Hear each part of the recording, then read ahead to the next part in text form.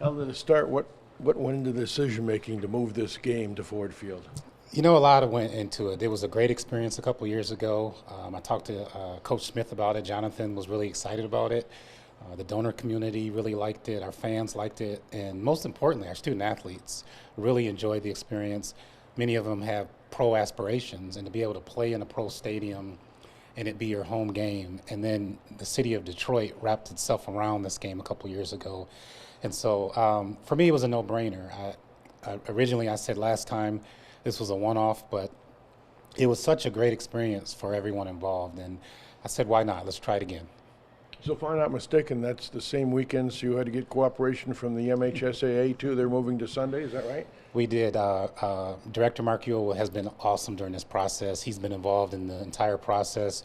It did require his approval to move the MHSA finals, and he was willing to do that. So it's a really great partnership with MHSA, the Detroit Lions, and Michigan State Athletics, and we're excited to paint the town green and white. Obviously, it being indoors in late November, it plays probably a factor with being outside at Spartan Stadium. Is that at all? No, I mean, weather's not a huge factor. I mean, this was more an opportunity to play in Detroit because at some point, hopefully next year, you know, we're in consideration for the college football playoff. And those are played, the first rounds at least, are played on at home stadiums. And so we want to be able to host one of those. So the weather is not that big of a deal for us because we know at some point we're going to be playing a CFP game at home. It's going to be cold. So to follow up, the optic of the empty stadium in the snow last fall did not precipitate this decision. You know, at the end of the day, you know, revenue is a big part of what we have to do. I mean, moving forward, more importantly than ever, how to generate new revenue is a big thing that we have to do. And we made money at the Ford Field experience a couple of years ago. So does it play a part? Yes, Fred, it does. Is it the only part? No. Obviously, you get feedback from season ticket holders, good and bad. Some resist this, some welcome it. Is that fair to say? That's fair to say, but the change this time, the difference this time is last time season ticket holders had already purchased their season pass. That information won't go out until potentially next week. So this is outside of the season ticket package, and so they won't have to worry about being reimbursed or where their seats are. This will be a one-off. But your confident fans welcome this. Yeah, I did my homework. This wasn't me just sitting in my office saying, let's do this. I had a focus group of a number of people. I checked with, a lot of people. My staff checked with a lot of people, and there was an all-go on this. There was very little negative feedback. What were some of Jonathan's thoughts on moving the game to? He was excited. I mean, he was excited right away. He understood taking away a home game, but Detroit is an area that he's focused on for recruiting.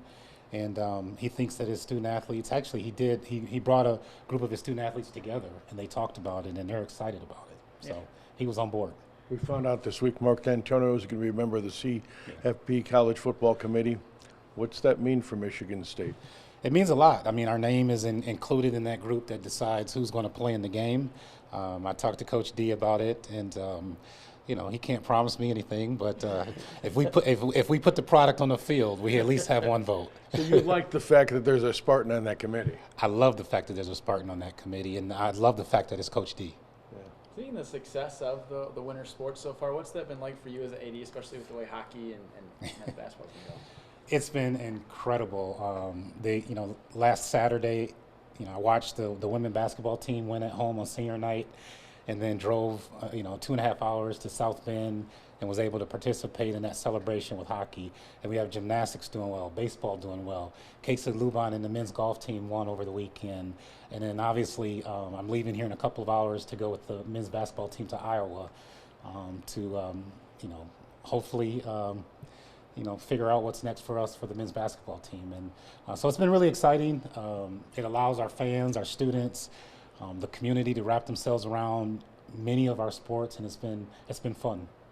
Speaking of revenues, Alan, about a year ago you were quoted as saying, "We are not going to drop any sports while I'm here." That's an always changing landscape. I don't have that on the record. Does anything change? Do you stand by that theory that you plan to eliminate no sports here in the future? I 100% stand by that. While I'm AD, my plan is to not drop any sports. So you can put that on record. There are no plans to drop any sports. How feasible is it, and how challenging is it in this economic landscape? You know, it's challenging, but you know, it's something everybody's going through. It's why we're trying to do different things to increase revenue generation, raise more money. But the challenge is a good challenge. I think for us at Michigan State, we got to figure out how are we successful in this system, and that's what's exciting for me. But our teams are going to be there, our student athletes are going to be there, and we're going to do everything possible, give them the resources to continue to compete for championships.